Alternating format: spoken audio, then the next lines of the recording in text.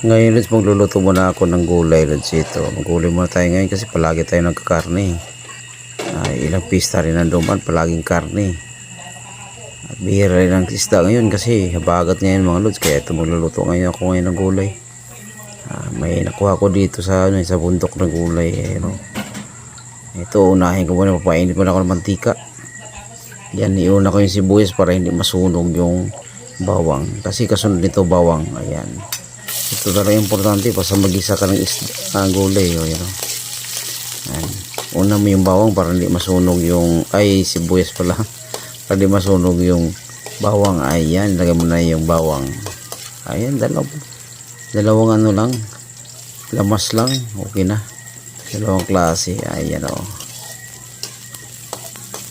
Ayan, pag bumango na siya, ilagay ko na ito ilagay ko na yung gulay. Ayan, tinan mo yung gulay. Pakko yan mga Lods, pakko. Ayan, at saka may kunting alubati. Ayan, diba? Sarap nito mga Lods. Ayos, ilagay ko yung lahat. Gigisahin, lagyan na ng pampalasa. Ayan, lagyan ko na ng pampalasa. Ayan, diba? Sarap na to sa ulam na to diba? Yung mikos tayo mo yan.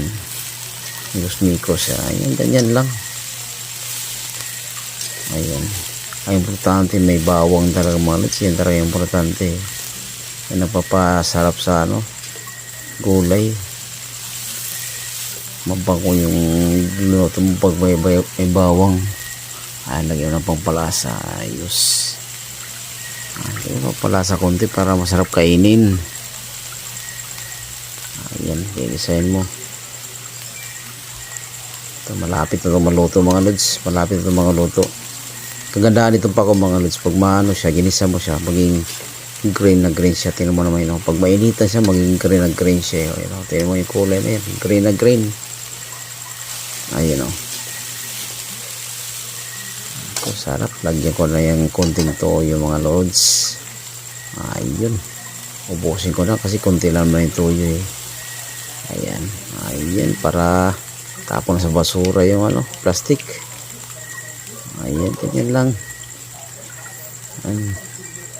Mahina lang ngayon mga Lods. Mahina kita ngayon mga Lods sa mga sariles mga Lods. Mahina.